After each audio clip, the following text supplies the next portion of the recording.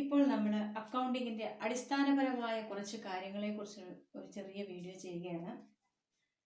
ആദ്യമേ നമുക്ക് നോക്കാം, എന്താണ് accounting? Accounting is the process of recording financial transaction pertaining to a business. ഒരു ബിസിനസ്സുമായി ബന്ധപ്പെട്ട സാമ്പത്തികമായ ഇടപാടുകളെ റെക്കോർഡ് ചെയ്ത് സൂക്ഷിക്കുന്ന ഒരു പ്രക്രിയയാണ് അക്കൗണ്ടിങ് എന്ന് പറയുന്നത്.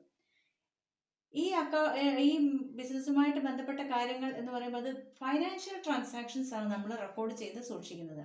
ഒരു ബിസിനസ്സിനെ സംബന്ധിച്ചിടത്തോളം ഓരോ ദിവസവും ന്യൂമറസ് ആയ ഫൈനാൻഷ്യൽ ട്രാൻസാക്ഷൻസ് നടക്കുന്നുണ്ട്.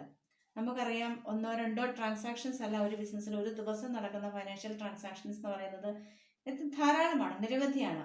ഇത്തരം ട്രാൻസാക്ഷൻസ് എല്ലാം നമ്മൾ അക്കൗണ്ട് പ്രിപ്പയർ ചെയ്യുന്നയാൾ പ്രത്യേകമായി ക്ലാസിഫൈ ചെയ്ത് അതിനെ സമ്മറൈസ് ചെയ്ത് റെക്കോർഡ് ചെയ്യുകയാണ്. റെക്കോർഡ് ചെയ്യുകയും റിപ്പോർട്ട് ചെയ്യുകയും ചെയ്യുന്നു ഈ ഫൈനാൻഷ്യൽ ട്രാൻസാക്ഷൻസിനെ into a meaning full ഫോർമാറ്റിലേക്കാണ് ഇതിനെ റെക്കോർഡ് ചെയ്യുന്നത്. ഒരു മീനിങ് ഫുൾ ഫോർമാറ്റിലേക്ക് ഓരോ ദിവസവും നടക്കുന്ന ഡേ ടു ഡേ നടക്കുന്ന ഫൈനാൻഷ്യൽ ട്രാൻസാക്ഷൻസിനെ ക്ലാസിഫൈ ചെയ്ത് സമ്മറൈസ് ചെയ്ത് റെക്കോർഡ് ചെയ്യുകയാണ് അക്കൗണ്ടിങ് എന്ന ഈ പ്രോസസ്സിലൂടെ ചെയ്യുന്നത്. നമുക്ക് നോക്കാം, ഒരു ബിസിനസ്സിൽ ധാരാളമായ ഇടപാടുകൾ ഈ ഫൈനാൻഷ്യൽ ട്രാൻസാക്ഷൻസ് നടക്കുമ്പോൾ ഇവയെ നമ്മൾ റെക്കോർഡ് ചെയ്ത് സൂക്ഷിക്കുന്നു എന്ന് പറഞ്ഞു. എന്തിനാണ് നമ്മൾ ഈ ബിസിനസ്സിലെ ഈ ഇടപാടുകളെ എല്ലാം റെക്കോർഡ് ചെയ്ത് സൂക്ഷിക്കുന്നത്? എന്തിനാണ് നമ്മൾ ഇവയൊക്കെ റെക്കോർഡ് ചെയ്ത് സൂക്ഷിക്കുന്നത്? Why we do this type of recording? എന്തിനു വേണ്ടിയാണ്? എന്താണ് ഇതിന്റെ പർപ്പസ്? എന്താണ് നമ്മൾ ഈ റെക്കോർഡ് ചെയ്ത് സൂക്ഷിക്കേണ്ടതിന്റെ പർപ്പസ് എന്താണ്?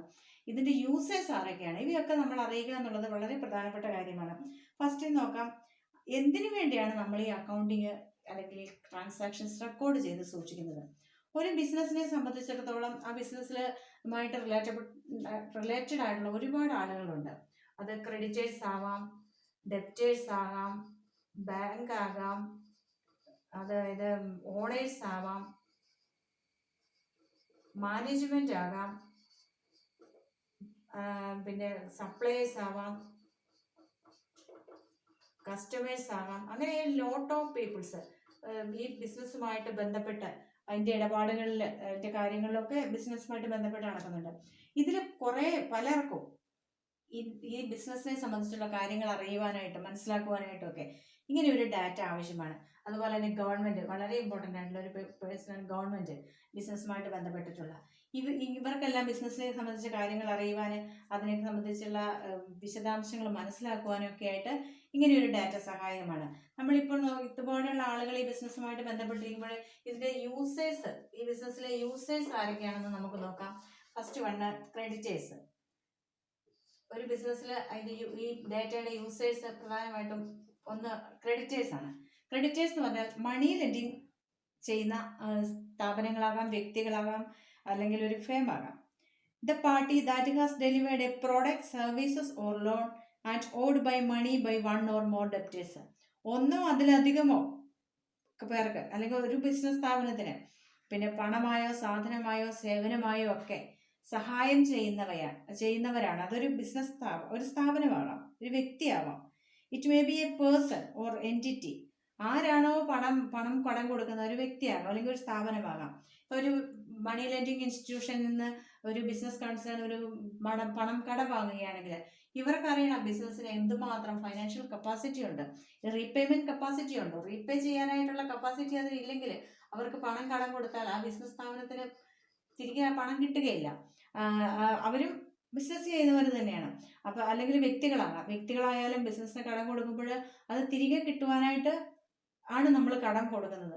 അപ്പം ഇങ്ങനെയുള്ള ഈ ക്രെഡിറ്റേഴ്സിന് ഈ ഡാറ്റ, ഈ നമ്മൾ റെക്കോർഡ് ചെയ്ത് വെച്ചിരിക്കുന്ന ഡാറ്റയുടെ ബേസിൽ കാര്യങ്ങൾ മനസ്സിലാക്കുക, ബിസിനസിന്റെ കപ്പാസിറ്റി മനസ്സിലാക്കുവാനായിട്ട്, ബിസിനസിന്റെ റണ്ണിങ് എങ്ങനെയാണ്, ബിസിനസ് എങ്ങനെ പെർഫോം ചെയ്യുന്നു എന്നൊക്കെ മനസ്സിലാക്കാനായിട്ട് അതിന്റെ ബേസിൽ ഈ ബിസിനസ്സിനെ ഹെൽപ്പ് ചെയ്യാനായിട്ട് ഫിനാൻഷ്യലി അല്ലെങ്കിൽ മറ്റേതെങ്കിലും രീതിയിൽ മണി ലെൻഡ് ചെയ്യാനൊക്കെ ആയിട്ട് സാധിക്കുകയാണ്. സെക്കൻഡ്, ഗവൺമെന്റ് എന്ന് പറയുമ്പോൾ ഈ ബിസിനസ്സിലെ ടാക്സ് പരമായ കാര്യങ്ങൾക്കൊക്കെ ബിസിനസ്സിൽ നിന്ന് ടാക്സ് ഒക്കെ കിട്ടുന്നത് ഗവൺമെന്റിന് ഒരു ഇൻകമാണ്. അപ്പോൾ ഈ ടാക്സ് ഒക്കെ കൃത്യമായിട്ട് ബിസിനസ്സിൽ നിന്ന് കിട്ടുന്നുണ്ടോ, അത് എന്തുമാത്രം വരുമാനം ബിസിനസ്സിനുണ്ട്, അത് കൃത്യമായിട്ട് പേ ചെയ്യുന്നുണ്ടോ, ഈ കാര്യങ്ങളൊക്കെ നമുക്കറിയാം ഈ ഗവൺമെന്റിന് മനസ്സിലാക്കുന്നത് ഈ സ്റ്റേറ്റ്മെന്റിലൂടെയാണ്. അതുപോലെ തന്നെ മാനേജ്മെന്റ് എന്ന് പറയുമ്പോൾ മാനേജ്മെന്റ് ഈ ബിസിനസ്സിലെ ഒരു ഇമ്പോർട്ടൻ്റ് ആയിട്ടുള്ള ഘടകമാണ്. മാനേജ്മെന്റിൽ ഏറ്റവും ബോർഡ് ഓഫ് ഡയറക്ടേഴ്സ് അതുപോലെ തന്നെ മാനേജർ, അതുപോലെ തന്നെ പ്രസിഡന്റ്,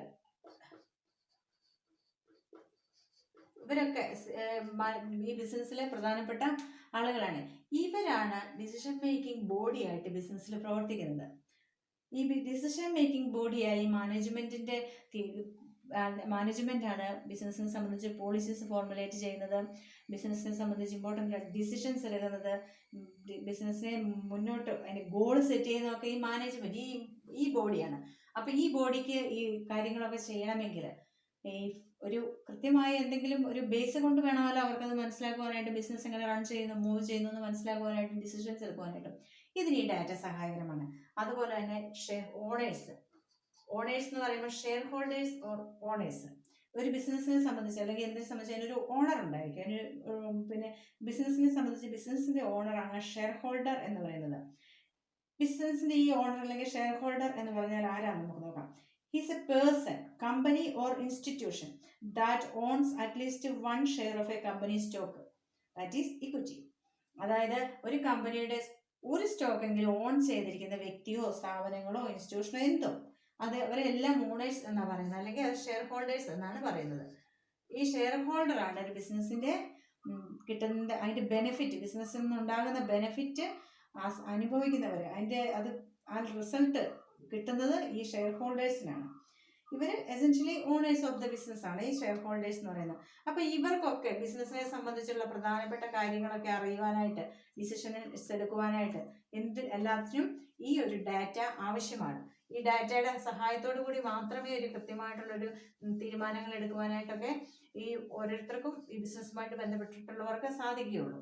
അപ്പൊ നമുക്ക് നോക്കാം, ഒരു മീനിങ് ഫുൾ ഫോർമാറ്റിലാണ് നമ്മൾ ഈ ഡാറ്റ ക്രിയേറ്റ് ചെയ്യുന്നതെന്ന് ഓൾറെഡി നമ്മൾ പറഞ്ഞു കഴിഞ്ഞു. ഒരു മീനിങ് ഫുൾ ഫോർമാറ്റ്, നമുക്കറിയാം ഒരുപാട് കാര്യങ്ങളുണ്ട്, അതെല്ലാം നമുക്ക് വെറുതെ ഒരു ബുക്കിൽ എങ്ങനെ എഴുതി സൂക്ഷിക്കാൻ പറ്റുകയില്ല.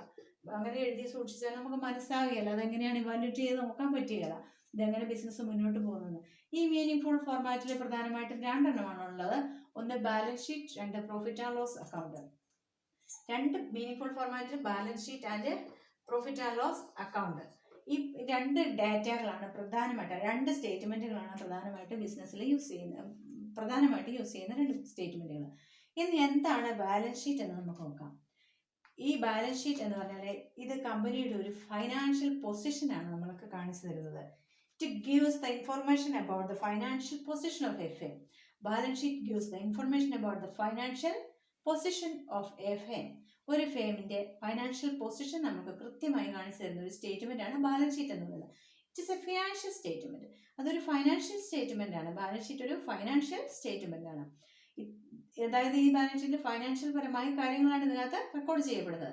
It shows companies capital, asset and liabilities.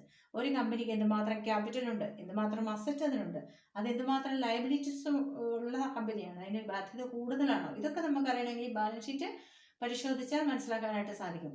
ചുരുക്കി പറയുകയാണെങ്കിൽ നമുക്ക് ഒരു ബാലൻസ് ഷീറ്റ് നമ്മൾക്ക് എന്താണ് കാണിച്ചു തരുന്നതെന്ന് വെച്ചാൽ, what a company owns and owes. ഒരു കമ്പനി എന്തൊക്കെ ഓൺ ചെയ്യുന്നു, എന്തൊക്കെ ഓവ് ചെയ്യുന്നു, എന്തൊക്കെ ഓൺ ചെയ്യുന്നു, എന്തൊക്കെ ഓവ് ചെയ്യുന്നു, അതായത് എന്തൊക്കെയാണ് സ്വന്തമായിട്ടുണ്ട്, എന്തൊക്കെ ആണ് അത് കൊടുക്കാനുള്ളത്, അതിന് എന്തൊക്കെയാണ് ഇതിന് കടപ്പെട്ടിരിക്കുന്നത്, ഈ കാര്യങ്ങളൊക്കെ നമുക്ക് ഈ ബാലൻസ് ഷീറ്റിലൂടെ കൃത്യമായിട്ട് മനസ്സിലാക്കാനായിട്ട് സാധിക്കും.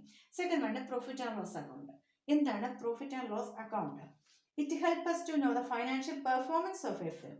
ഒരു കമ്പനിയുടെ ഫൈനാൻഷ്യൽ പെർഫോമൻസ്, ഫൈനാൻഷ്യലി ഒരു കമ്പനി എങ്ങനെ മൂവ് ചെയ്യുന്നു എന്ന് നമുക്ക് മനസ്സിലാക്കാനായിട്ട് ഈ പ്രോഫിറ്റ് ആൻഡ് ലോസ് അക്കൗണ്ട് നമ്മളെ സഹായിക്കണം.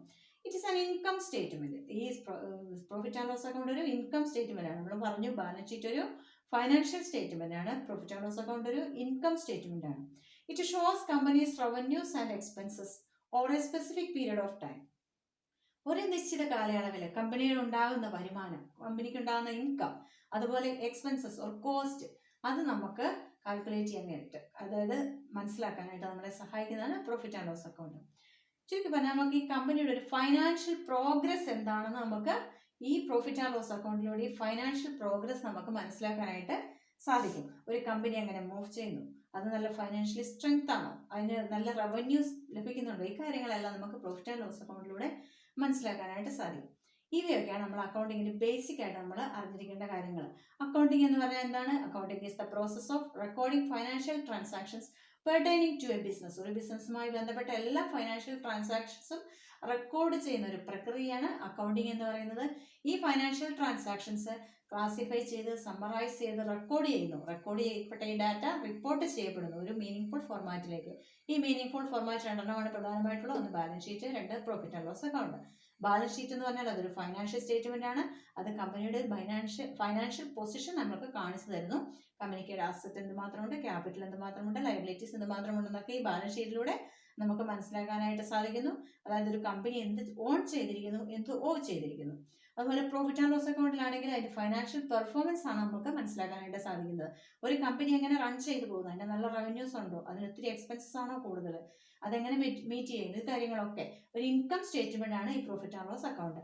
ഫൈനാൻഷ്യൽ പ്രോഗ്രസ് എങ്ങനെയാണെന്ന് നമുക്ക് മനസ്സിലാക്കാനായിട്ട് സാധിക്കുന്നു. ഇവയൊക്കെയാണ് അക്കൗണ്ടിങ്ങിന്റെ ബേസിക് ആയിട്ടുള്ള കാര്യങ്ങൾ. ഈ വീഡിയോ നിങ്ങൾക്ക് ഇഷ്ടമായെങ്കിൽ ഇത് ലൈക്ക് ചെയ്യുവാനും സബ്സ്ക്രൈബ് ചെയ്യുവാനും മറക്കരുത്. കമന്റ് ചെയ്യുക. കൂടാതെ എൻ്റെ തുടർന്നുള്ള വീഡിയോ ലഭിക്കുവാനായിട്ട് താഴെ കാണുന്ന ബെൽ ഐക്കണിൽ പ്രസ് ചെയ്യൂ. Thank you.